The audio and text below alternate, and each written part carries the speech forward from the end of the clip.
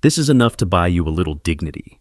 The coin hit the table with a sharp clang, laughter rising around, dismissing her as nothing but cheap labor.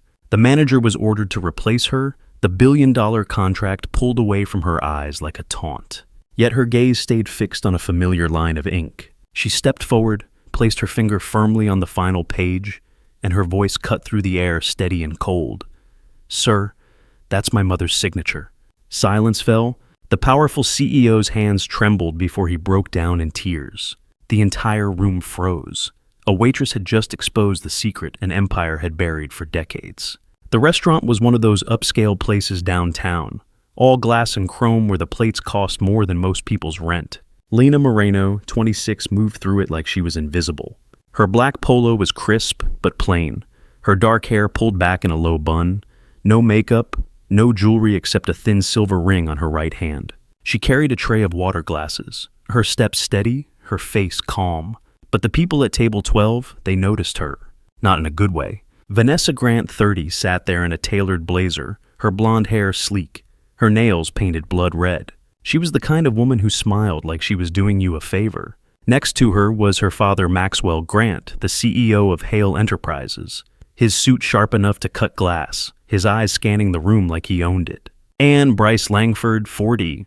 Their lawyer leaned back in his chair, his tie loosened his smirk, saying he had seen it all and wasn't impressed.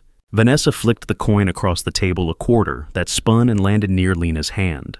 "This is enough to buy you a little dignity," she said, her voice loud enough for the nearby tables to hear. A few people chuckled their eyes, darting to Lena, waiting for her to shrink. She didn't. She set the water pitcher down, her movements slow, deliberate. Her eyes met Vanessa's for a moment, not angry, not embarrassed, just steady. "Keep it," Lena said, her voice low but clear. "You might need it more." The table went quiet. Vanessa's smile faltered, but she recovered fast, tossing her hair. "Cute, but you're still just the help." Maxwell didn't even look up from his phone. He waved a hand at the manager who was hovering nearby, sweating in his cheap suit. "Get someone else," Maxwell said. "I don't want failure hovering around my table." The manager nodded, practically tripping over himself to apologize. He gestured for Lena to step away. His face red, his voice a harsh whisper. "Go, now." Lena didn't argue. She picked up the tray, her fingers brushing the contract left on the table. A thick stack of papers, Hale Enterprises logo, stamped on the cover. Her eyes caught the last page, the looping signature at the bottom. She froze just for a second, her breath catching. Then she turned and walked to the back, her steps, even her face unreadable. The air in the dining room seemed to thicken as Lena walked away, the laughter from table 12 growing louder, more pointed. A woman in a sequin dress, her lips pursed in a fake pout, leaned toward Vanessa. "Did you see her apron? I bet she irons it herself to feel important." The table erupted, heads thrown back, glasses clinking as if her words were a toast. Another guest, a man with a slick goatee and cufflinks that screamed old money, pointed at Lena's retreating figure. "She's probably dreaming of a Cinderella story." "Sorry, honey, no prince is coming for you."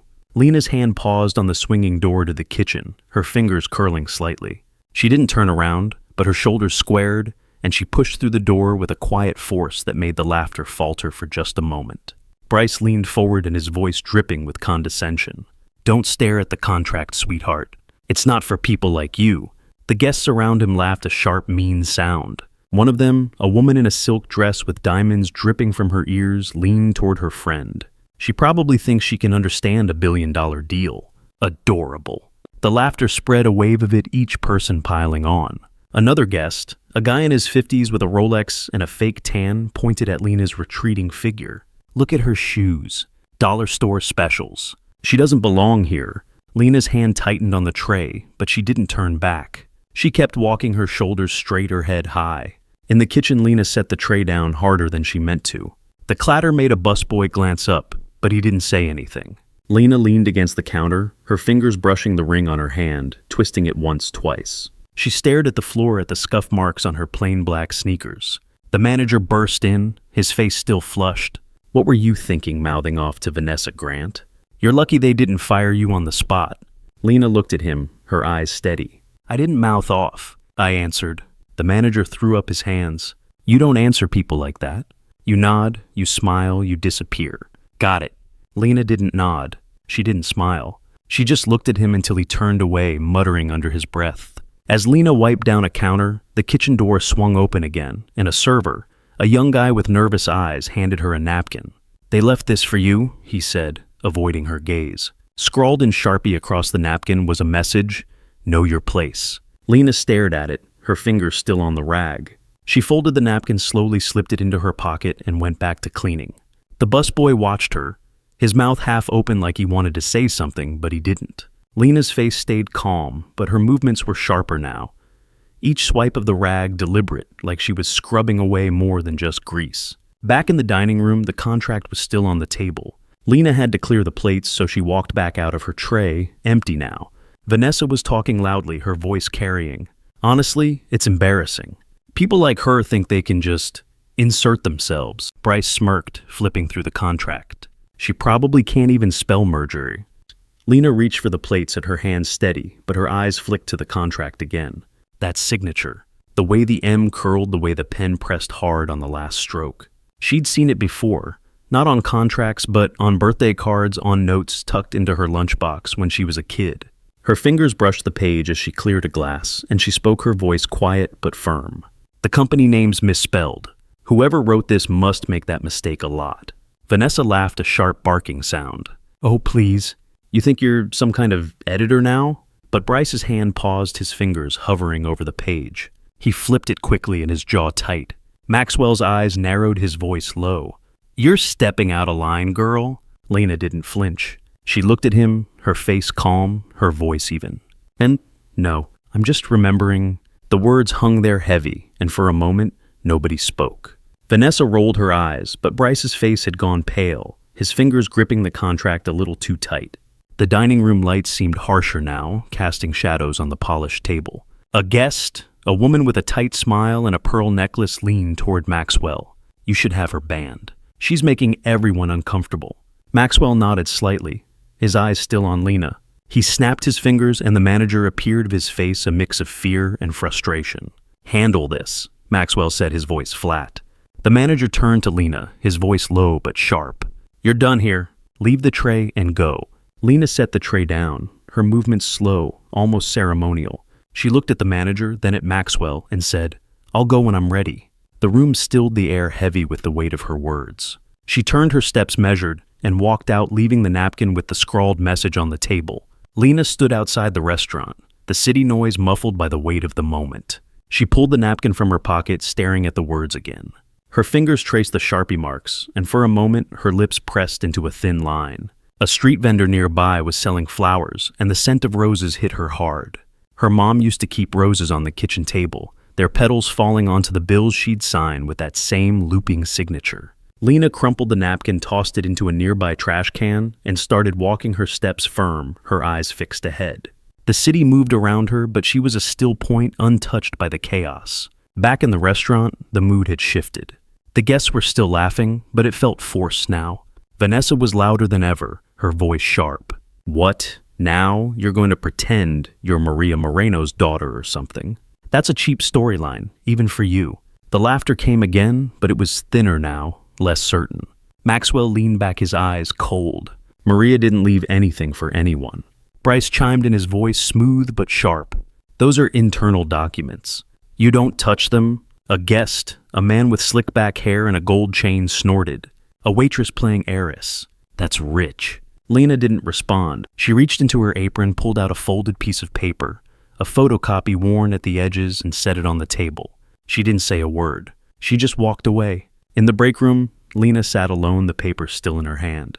It was a copy of an old document, the same looping signature at the bottom. She ran her thumb over it, her face still. The door swung open and Caleb Hartman walked in. He was 33, lanky, with messy brown hair and glasses that always slid down his nose.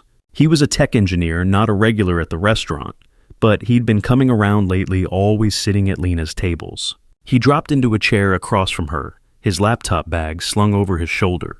"You okay?" he asked, his voice soft. Lena didn't look up. "Fine." He nodded like he knew better than to push. He pulled out his laptop, opened it, and started typing.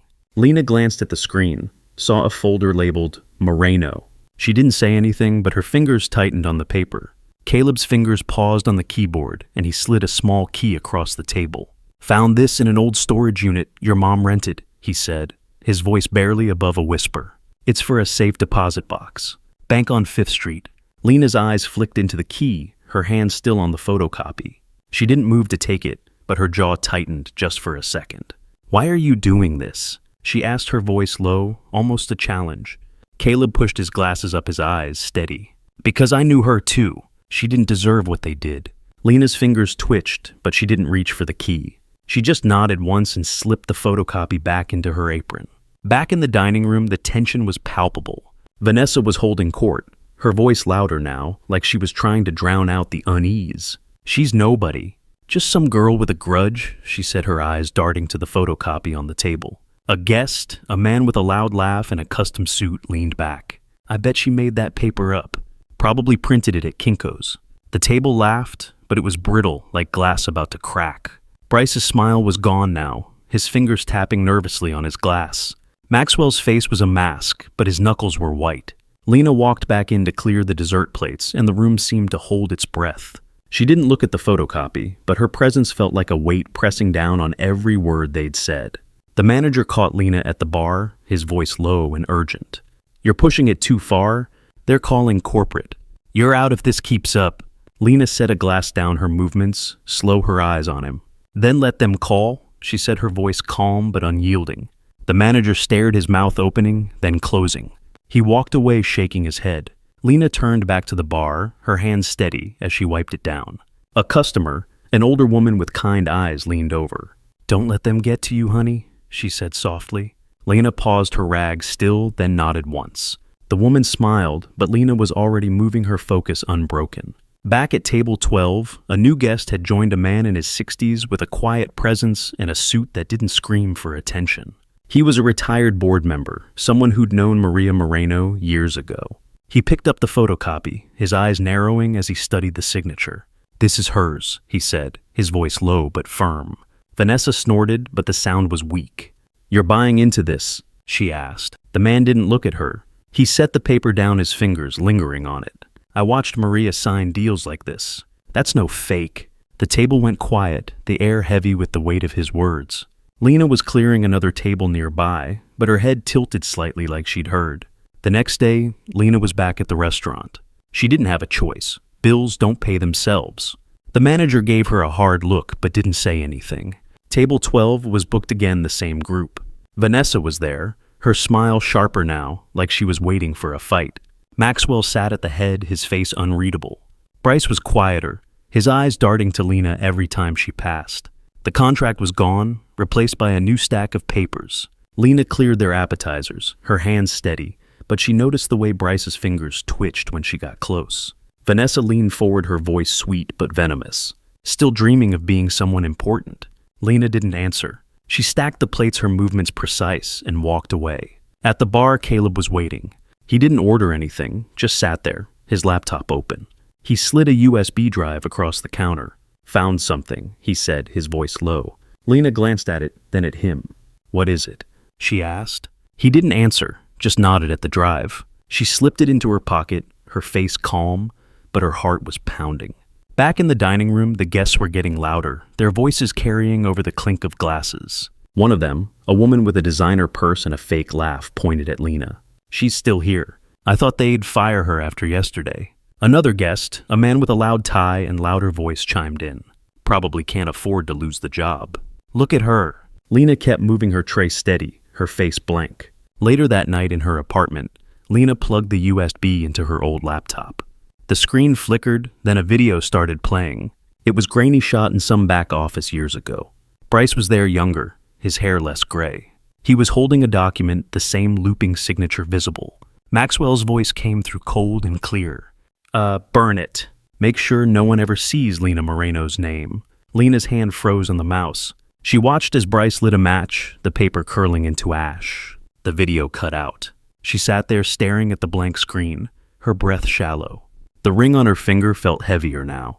Lena closed the laptop and walked to her window, the city lights blurring below. She pulled the key Caleb had given her from her pocket, turning it over in her hand.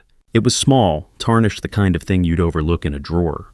Her mom had always been careful tucking away important things in places nobody would think to look. Lena's fingers closed around the key, her jaw tight. She slipped it into her bag next to the photocopy and sat on the couch, her eyes distant.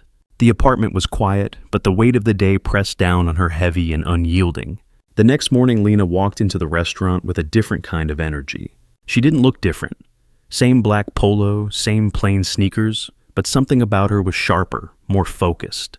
The manager tried to pull her aside, but she brushed past him, heading straight for table 12. Vanessa was mid-sentence laughing about something when Lena reached the table. She didn't say a word, just set a new document down. A certified copy, the seal visible, the signature unmistakable. She flipped to the last page, her finger resting on the ink. "Sir," she said, her voice steady, "that's my mother's signature." Room went quiet. Vanessa's laugh died in her throat. Bryce's face went white.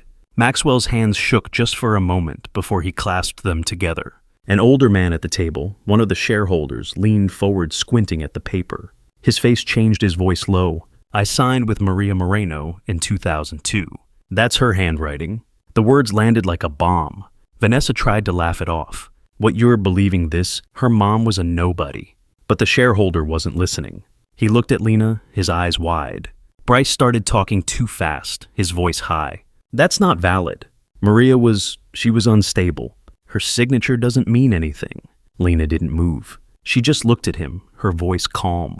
"I saw that signature on my birthday cards, on my school forms, on the whiteboard where she taught me to write. I know every curve of it." The room was dead silent now. Vanessa stood her chair scraping back. "This is ridiculous. Her mom was in a psych ward. Everyone knows that." Bryce nodded, pulling out a folder. "Maria never held shares.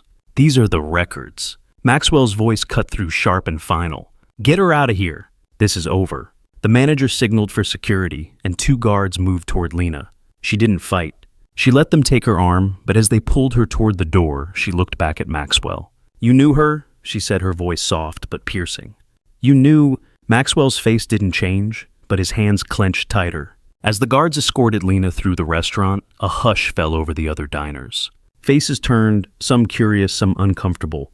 A woman at a nearby table set her fork down her eyes, following Lena. "That's not right," she whispered to her husband, who nodded but didn't speak. Lena's steps were steady, her bag slung over her shoulder, the certified copy still in her hand. Outside, the cold air hit her face, and she stopped, her breath visible. A news van was parked across the street, a reporter adjusting her mic. Lena's eyes flicked to it, then away. She pulled her coat tighter and started walking the city, swallowing her up. The next day, the restaurant was quieter, the usual buzz replaced by a tense undercurrent. Lena was back, her apron tied on her face unreadable.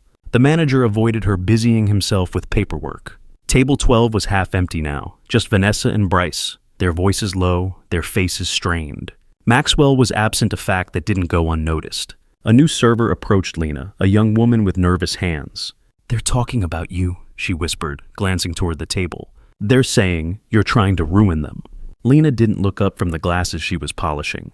"Let them talk," she said, her voice steady. The server hesitated, then nodded and walked away. Caleb was at the bar again, his laptop closed this time. He leaned forward, his voice barely audible.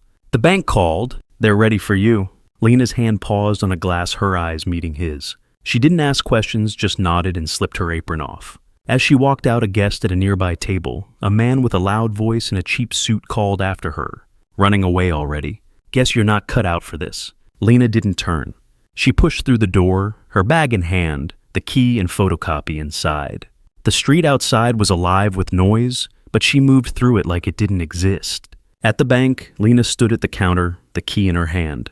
The clerk, an older man with a kind face, led her to a private room. He opened the safe deposit box, revealing a single envelope sealed with her mom's handwriting on the front. Lena's fingers brushed the paper, her breath catching. She didn't open it there. She thanked the clerk, slipped the envelope into her bag, and walked out. On the street, a kid on a skateboard nearly crashed into her. His apology quick and sincere. Lena nodded, her face soft for a moment, before she kept walking, the envelope a heavy weight against her side. Back at the restaurant, the mood was different. The manager didn't meet her eyes. The other servers whispered when she passed. Table 12 was booked again, but this time, it wasn't just Vanessa, Maxwell, and Bryce. Shareholders were there, their faces tight, their voices low. Lena didn't serve them. She walked straight to the table, her apron off the will in her hand. Vanessa saw her first and laughed, but it was weak. "What you're back for more," she said. Maxwell didn't look up. Bryce tried to smile, but it didn't reach his eyes. Lena set the will on the table, her voice clear. "Moreno Holdings is taking over Hale Enterprises." The room went still. An older shareholder stood, his face pale. "You're Maria's daughter." Lena nodded, her eyes steady. "Always have been." She turned to Caleb, who was standing by the door, his laptop bag over his shoulder. "He's the new CEO," she said. The shareholders started clapping, slow at first, then louder. "The silent heiress takes the throne," one of them said, his voice almost reverent. Vanessa's face twisted, but she didn't speak. Bryce's hands were shaking now, his folder forgotten. Maxwell just stared at the table, his jaw tight. The fallout was quick. Bryce was gone the next day, his law firm under investigation. The news ran stories about his forged documents, his name dragged through the mud. Vanessa's social media went dark after a leaked video showed her mocking Lena at a charity event. Sponsors dropped her, her friends stopped calling. Maxwell lost his seat on the board, his name erased from the company he'd built. Lena didn't watch it happen. She was at her apartment, packing a small box of her mom's things, letters, photos, a recipe card with that same looping signature. She didn't smile. She didn't cry. She just kept moving. The news cycle churned, spitting out headlines that twisted the truth. One article called Lena a scheming opportunist, quoting an anonymous source who claimed she'd faked the will.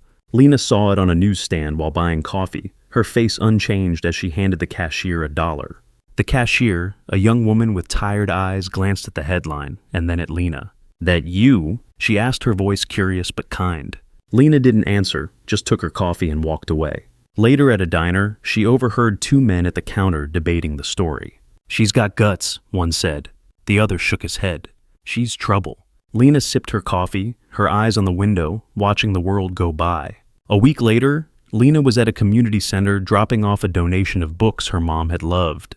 The director, an older woman with a warm smile, thanked her quietly. "Your mom used to read here," she said, her voice soft. She'd sit with the kids, tell them stories.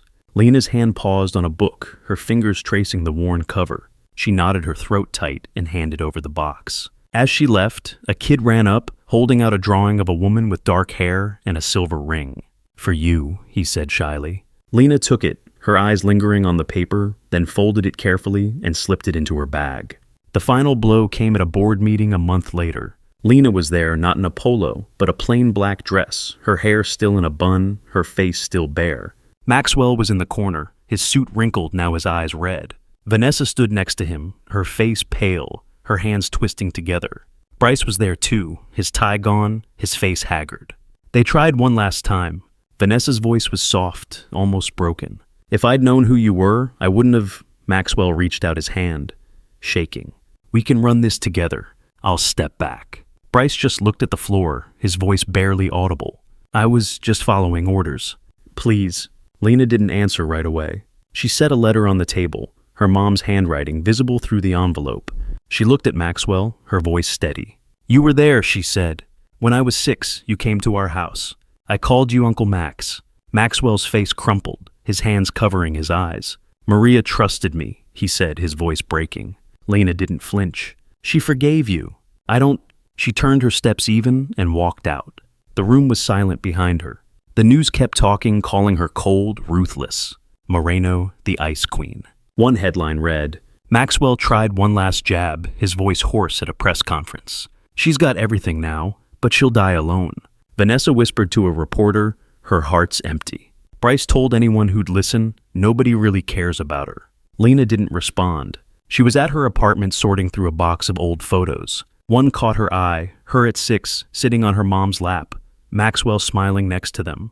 She ran her thumb over the image, her face still.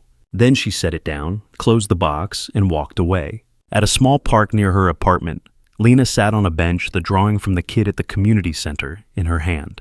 The wind picked up, rustling the trees, and for a moment she could hear her mom's voice reading to her under a similar tree years ago. She folded the drawing, slipped it into her pocket, and stood. A jogger passed by, giving her a quick nod, and she nodded back, her face soft but resolute. The world kept moving, but Lena was steady, her path clear. Life moved on. Lena didn't go back to the restaurant. She didn't need to. Moreno Holdings was hers, and she ran it quietly, her office plain, her desk covered in papers with her mom's signature. Caleb was there running meetings, his glasses still slipping down his nose. The shareholders respected her, not because she demanded it, but because she'd earned it. She didn't talk about the past. She didn't need to.